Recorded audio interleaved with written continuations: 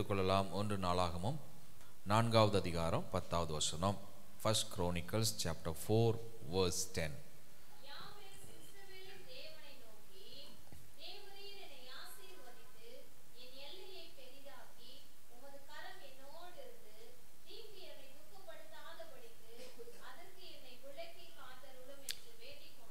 ஆமென். போதும். அவன் வேண்டிக் கொண்டதை தேவன் அவனுக்கு. ஆமென். யாபேஸ் ஜெபித்ததான ஜெபத்தை நாம் பார்க்கிறோம். யாபேஸ் 4 காரியங்களை குறிப்பாக வைத்து தேவனிடத்தில் வேண்டுகிறார். அந்த வேண்டுதலை தேவன் அவருக்கு அருளி செய்தார். அதில் ஒரு பகுதியை நம்ம தியானித்து கொண்டு இருக்கிறோம். அது என்னன்னா, உமது கரம் என்னோடு இருந்து. யாபேஸ் ஜெபித்த ஜெபத்தில் இருக்கிற ஒரு பகுதி, கர்த்தருடைய கரம் என்னோடு இருக்க வேண்டும் என்கிறதான வேண்டுதல். நம்முடைய ஆண்டவருடைய கரம் நம்ம கூட இருக்கணும். கர்த்தருடைய கரம் எதையெல்லாம் குறிக்கிறது அப்படின்னு நம்ம ஏற்கனவே ஒரு பாகம், ஒரு பகுதி நம்ம தியானம் பண்ணினோம். இப்போ அதில் இன்னொரு பகுதியை நம்ம தியானித்து ஆசீர்வதிக்கப்பட போகிறோம். கர்த்தருடைய கரம் ஒரு மனிதன் மீது இருக்கும்போது அவனுடைய வாழ்க்கையில் எப்படிப்பட்ட மாற்றங்கள் உண்டாகிறது, அவனுடைய வாழ்க்கையில் எப்படிப்பட்ட சீரமைப்பை அந்த கர்த்தருடைய கரம் கொண்டு வருகிறது, அவனுடைய வாழ்க்கையை அந்த கர்த்தருடைய கரம் எப்படி ஆசீர்வதிக்கிறது என்பதை இப்போது நம்ம தியானித்து அந்த வார்த்தைகளினாலே ஆசீர்வதிக்கப்பட போகிறோம். அல்லேலூயா. கர்த்தருடைய கரம் கூட இருந்தாதான் மற்ற காரியங்கள் அப்படிங்கிறத புரிந்து கொண்டு தான் யாபேஸ் இந்த ஜெபத்தை என்ன செய்கிறாரு, ஏறெடுக்கிறார். அப்போ கர்த்தருடைய கரம் நம்ம கூட இருக்க வேண்டும் என்பதில் யாபேஸ் எந்த அளவு ஒரு வேகம், தீவிரம், ஒரு விடாமுயற்சியை காண்பித்தாரோ, அதுபோல் நீங்களும் நானும் அப்படிப்பட்ட ஒரு வேகத்தையும் விடாமுயற்சியும் காண்பித்து தேவனிடத்தில் வேண்டி விரும்பி கேட்டு கர்த்தருடைய கரம் நம்ம கூடவே இருந்து ஆசீர்வதிக்கப்பட வேண்டும் என்பதுதான் முக்கியம். அல்லேலூயா. இப்போ இன்னைக்கு நம்ம ஆசீர்வதிக்கப்படுவதற்கு கர்த்தருடைய கரம் நம்ம மேலே வந்து அமரணும். கர்த்தருடைய கரம் நம்ம கூட இருக்க வேண்டும். அல்லேலூயா, அல்லேலூயா. ஆம், கர்த்தருடைய கரம் நம்ம வாழ்க்கையில் ஒரு மனிதன் மீது இருக்கும்போது அந்த மனிதனுடைய வாழ்க்கையில் என்னெல்லாம் செய்கிறது அப்படின்னு சில காரியங்களை குறிப்பாக உங்களுக்கு நான் காண்பித்து கொடுத்து ஜெபத்தில் நடத்த விரும்புகிறேன். கர்த்தருடைய கரம் என்ன செய்கிறது? 1, God's hand shapes our identity. தேவனுடைய கரம் நமக்குன்னு இருக்கிறதான அடையாளத்தை அல்லது நமக்குரிய குணாதிசயத்தை அது மாற்றி அமைக்கிறது. கர்த்தருடைய பிள்ளையே, நாம மேலே கர்த்தருடைய கரம் இருந்தா, நம்ம கூட கர்த்தருடைய கரம் இருந்தா, அந்த கர்த்தரின் கரம் நம்ம குணாதிசயத்தை மாற்றி அமைக்கிறது. நமக்குன்னு இருக்கிறதான அடையாளத்தை அது மெருகேற்றுகிறது, அந்த அடையாளத்தை சீர்படுத்துகிறது. ஒரு வசனத்தை வாசிக்கலாம். எரேமியாவின் தீர்க்கதரிசன புஸ்தகம் 18வது அதிகாரம் 6வது வசனம். களிமண் குயவன் கையில் இருக்கிறது போல நீங்கள் என் கையில் இருக்கிறீர்கள். களிமண் குயவனுடைய கரத்தில் இருக்கிறது போல இங்கே உட்கார்ந்து இருக்கிற இந்த வார்த்தையை கேட்டுக்கொண்டிருக்கிற ஒவ்வொருவரும் அவருடைய கரத்தில் இருக்கிறோம். குயவன் களிமண் என்ன செய்கிறாரு? அவர் வணைகிறார். குயவன் ஒரு களிமண்ணை எடுத்து அந்த களிமண் என்ன செய்கிறாரு? அதை வணைகிறார். எப்படி வணைகிறார்? குயவன் களிமண் விரும்புகிறபடி வணைகிறாரா அல்லது குயவன் விரும்புகிறபடி அந்த களிமண்ணை வணைகிறாரா? குயவன் தான் அவர் விரும்புகிறபடி அந்த களிமண் என்ன செய்கிறாரு? வணைகிறார். அவர் சித்தம் போல அதை வணைகிறார். அவர் விரும்புகிறது போல அதற்கு ஒரு உருவம் கொடுக்கிறார். அவர் விரும்புகிறது போல அவருடைய சித்தத்தின்படி அவர் வணைந்து அந்த களிமண்ணை ஒரு அழகான பொக்கிஷமாக விலையேற பெற்ற பாத்திரமாக உருவாக்குகிறார். அல்லேலூயா, அல்லேலூயா. கர்த்தருடைய கரம் இதை செய்யும். ஷேப்ஸஸ், நம்மளை அது உருவாக்குகிறது. நம்முடைய அடையாளத்தை அது மாற்றி அமைக்கும், அதை உருவாக்கும். நமக்கு இருக்கிற குணாதிசயத்தை மாற்றி அமைக்கும், நம்முடைய குணங்களை அது உருவாக்கும். இதையெல்லாம் கர்த்தருடைய கரம் நம்ம கூட இருந்தா அதை கர்த்தரின் கரம் செய்து முடிக்கும். கரம் உயர்த்தி ஒரு ஆமென் சொல்லுங்க. அல்லேலூயா. பேதுரு யார் அப்படின்னு நம்ம பார்த்தோம்னா, பேதுருவை இயேசு வந்து அழைக்கும் போது, என்னை பின்பற்றி வா அப்படின்னு சொல்லி கூப்பிடும்போது, பேதுரு யாரு? மீன் பிடிக்கிறவர், ஒரு ஃபிஷர்மேன், ஒரு மீனவன். அவரை குறித்ததான அடையாளமும் என்னன்னா, படிப்பறிவு இல்லாத ஒரு மீனவன் அப்படிங்கிற ஒரு அடையாளம் தான் என்ன செய்தது, இருந்தது. ஆனால் when God's hand was upon Peter, God's hand shaped Peter.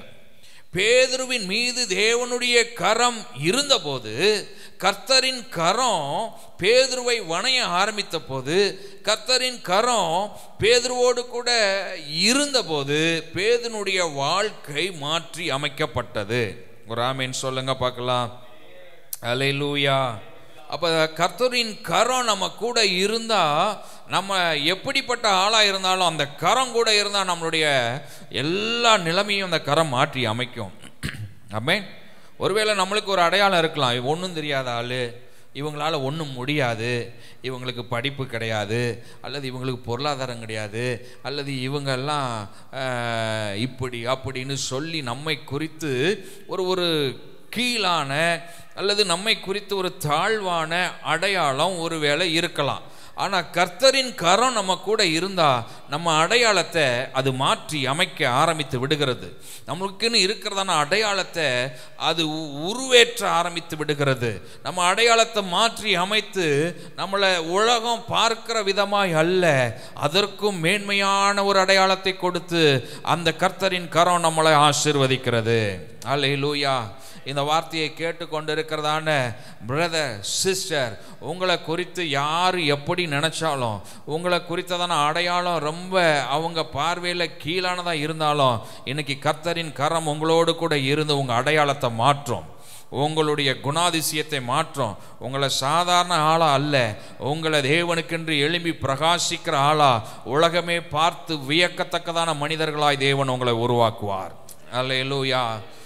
அப்போ இன்னைக்கு நம்ம எங்கே இருக்கிறோம் அல்லது எப்படி இருக்கிறோம் அப்படிங்கிறத பார்க்காதீங்க, அதுக்கு பதிலாக கர்த்தரின் கரம் என் கூட இருக்கான்னு பாருங்க. கர்த்தரின் கரம் கூட இருந்தால் போதும், இன்னைக்கு இருக்கிற நிலைமை இல்லை, மேன்மையான நிலைமையை தேவன் கொடுத்து நம்மளை ஆசீர்வதிப்பார்.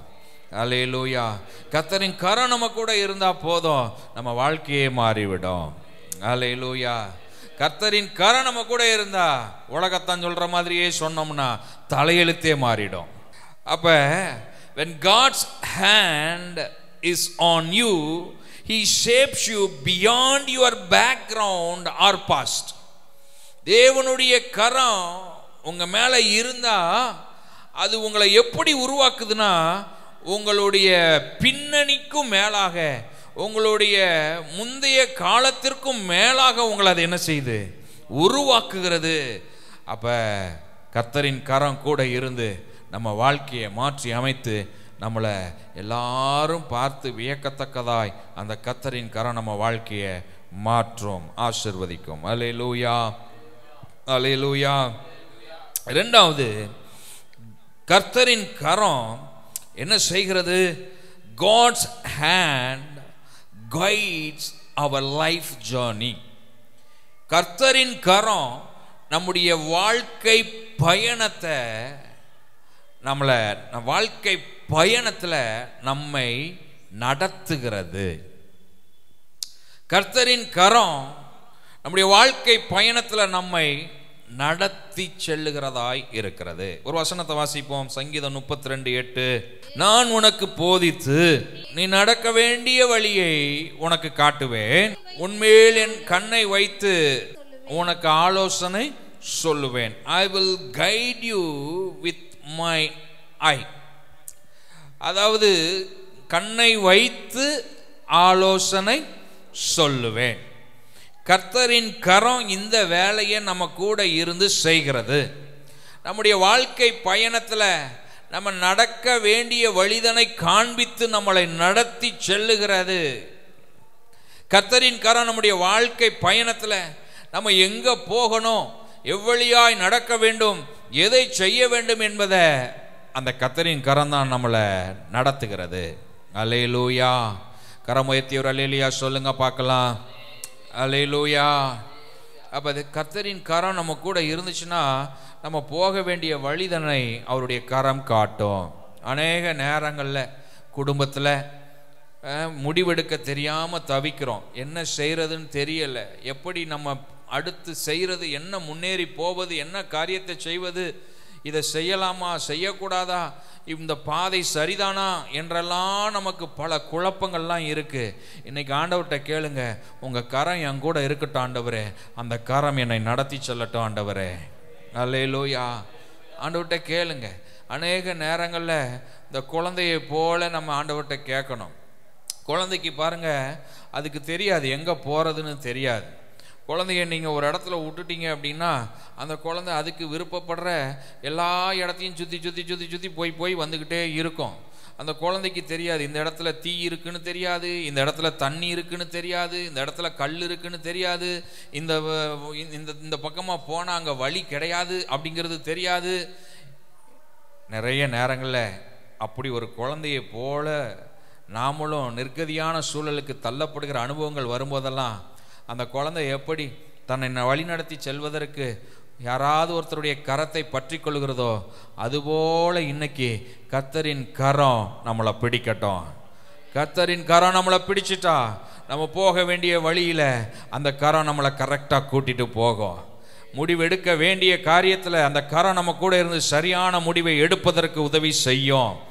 நமக்கு வேண்டிய எல்லா வாழ்க்கையின் ஆலோசனைகளையும் கொடுத்து அந்த கரம் நம்மளை அருமையாய் நடத்தி செல்லும். விசுவாசிக்கிறவங்க ஆமென் சொல்லுங்க. அல்லேலூயா. அல்லேலூயா. இன்னைக்கு ஆண்டவர்கிட்ட கேளுங்க, ஆண்டவரே முடிவெடுக்க தெரியலப்பா, ஆண்டவரே நான் நடக்க வேண்டிய வழி தெரியலப்பா, பாதையெல்லாம் அந்தகாரம் சூழ்ந்திருப்பது போல தெரியுது ஆண்டவரே, எனக்கு உங்கள் கரம் கூட இருந்து என்னை நடத்தணும் ஆண்டவரே. கேளுங்க ஆண்டவர்கிட்ட, உங்கள் கரம் என் கூட இருந்து நடத்தணும்னு சொல்லுங்க.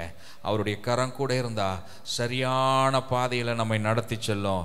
போக வேண்டிய இடந்தனைக்கு நம்மளை அருமையாய் கொண்டு சேர்க்கும் அந்த கரம். அல்லேலூயா. அல்லேலூயா. இஸ்ரவேல் ஜனங்களை கர்த்தரின் கரம் கூட இருந்து வழிநடத்தி அவர்களை கானான் தேசத்தில் கொண்டு போய் சேர்த்து வாக்குத்தத்தம் பண்ணின பாலும் தேனும் ஓடுகிற ஆசீர்வாதத்தின் தேசத்தை அனுபவிக்க அந்த கர்த்தரின் கரம் அவர்களுக்கு உதவி செய்தது. இந்த வார்த்தையை கேட்டுக்கொண்டிருக்கிற நமக்கும் கர்த்தரின் கரம் உதவி செய்யும். மூன்றாவது, கர்த்தரின் கரம் என்ன செய்கிறது? மூன்றாவது, God's hand lifts us out of trouble. கர்த்தரின் கரம் எல்லா துன்பத்தில் இருந்தோம், பிரச்சனையில் இருந்தோம் நம்ம ஒவ்வொருவரையும் மீட்டெடுக்கிறது. சங்கீதம் 40:2, பயங்கரமான குழியிலும் உளையான சேற்றிலும் இருந்து என்னை தூக்கி எடுத்து என் கால்களை கண்மலையின் மேல் நிறுத்தி என் அடிகளை உறுதிப்படுத்தினீர். எங்க இருந்து நம்மளை தூக்கி எடுக்குது கர்த்தரின் கரம்? உளையான சேற்றிலிருந்து. அடுத்து என்ன சொல்லியிருக்கு வாசிங்க. பயங்கரமான குழியிலும்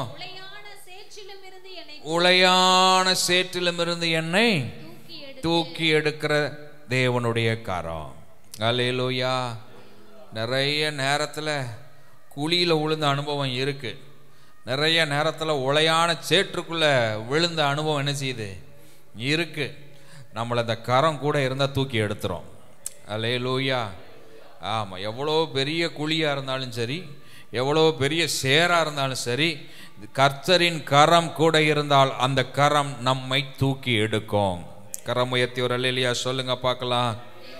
அல்லேலூயா.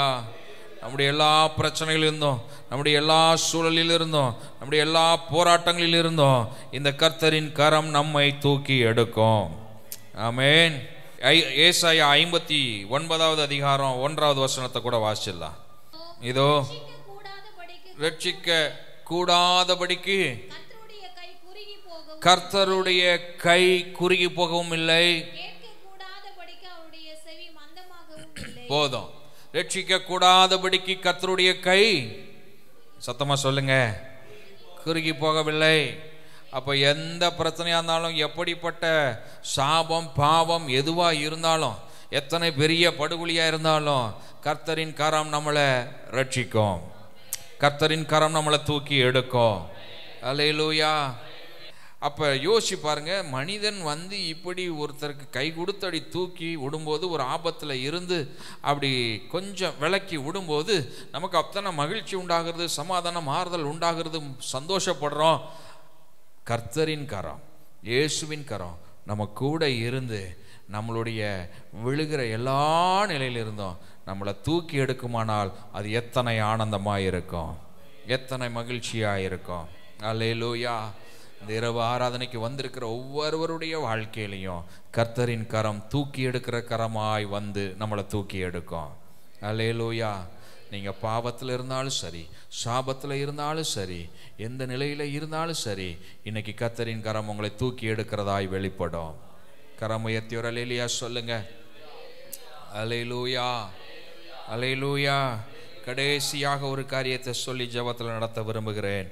கடைசியா, நான்காவதாக, கர்த்தரின் கரம் என்ன செய்கிறது? God's hand releases favor. தேவனுடைய கரம் அல்லது கர்த்தரின் கரம் நமக்காக தயவை உண்டு பண்ணுகிறது. ஒரு வசனத்தை வாசிக்கலாம். ஏசாயா 66:14. நீங்கள் அதை காணும்போது உங்கள் இருதயம் மகிழ்ந்து உங்கள் எலும்புகள் பசும்புல்லை போல செழிக்கும். அப்பொழுது கர்த்தருடைய ஊழியக்காரரிடத்தில் அவருடைய கரமும் அவருடைய சத்துருக்களிடத்தில் அவருடைய சினமும் அறியப்படும். கர்த்தருடைய ஊழியக்காரர்களிடத்தில் கர்த்தரின் கரம் அறியப்படும். எதற்காக? அவர்களுக்கு நன்மை செய்யும்படியாக, அவர்களுக்கு உதவி செய்யும்படியாக, அவர்களுக்கு தயவை உண்டாக்கும்படியாக கர்த்தரின் கரம் தம்முடைய ஊழியக்காரர்களிடத்தில் வெளிப்படும். அல்லேலூயா. அப்போ இந்த கர்த்தரின் கரம் நமக்காக ஃபேவரை உண்டு பண்ணுது. கரம் உயர்த்தி ஒரு ஆமென் சொல்லுங்க பார்க்கலாம். அல்லேலூயா. நிறைய நேரங்களில் இந்த உலகத்தில் வாழ்வதற்கு நமக்கு நிறைய ஃபேவர் தேவைப்படுது, அப்படி தானே? ஆமாம். நிறைய பேருடைய கண்களில் தயவு உண்டாக வேண்டியிருக்கு. நிறைய இடங்களில் நமக்கு ஒரு ஃபேவர் கிடைக்காதான்னு நம்ம என்ன செய்கிறோம்? எதிர்பார்க்குறோம். வேலை ஸ்தலங்களில் மேனேஜர் கண்ணில், டைரக்டர் கண்ணில், அதிகாரிகளுடைய கண்களில் ஒரு ஃபேவர் கிடைக்காதான்னு என்ன செய்கிறோம்? எதிர்பார்க்குறோம். படிக்கிற இடங்களில் நமக்கு ஒரு ஃபேவர் கிடைக்காதான்னு எதிர்பார்க்குறோம். போகிற வருகிற இடங்களில் ஒரு ஃபேவர் கிடைக்காதான்னு எதிர்பார்க்குறோம். ஊழியத்தில் ஃபேவர் கிடைக்காதான்னு எதிர்பார்க்குறோம். கர்த்தரின் கரம் கூட இருந்தால் ஃபேவர் கிடைக்கும். அல்லேலூயா. அவர் நமக்காக அவைகளை செய்கிறார். கரம் உயர்த்தி ஒரு அல்லேலூயா சொல்லுங்க. அல்லேலூயா. இந்த நேரத்தில் நம்ம 4 காரியங்களை தியானித்திருக்கிறோம். ஒன்று, கர்த்தரின் கரம் நம்முடைய அடையாளத்தை அது மாற்றுகிறது, நம்முடைய குணாதிசயங்களை மாற்றுகிறது. ரெண்டாவது, கர்த்தருடைய கரம் நம்முடைய வாழ்க்கை பயணத்தில் நம்மை நடத்துகிறது. மூன்றாவது, கர்த்தருடைய கரம் நம் ஒவ்வொருவரையும் பிரச்சனைகளிலிருந்தும் போராட்டங்களிலிருந்தும் தூக்கி எடுக்கிறது. நான்காவது, கர்த்தருடைய கரம் நமக்கு தயவை, ஃபேவரை கொண்டு வருகிறது. அல்லேலூயா. எளிமை நிற்பமாண்டுடைய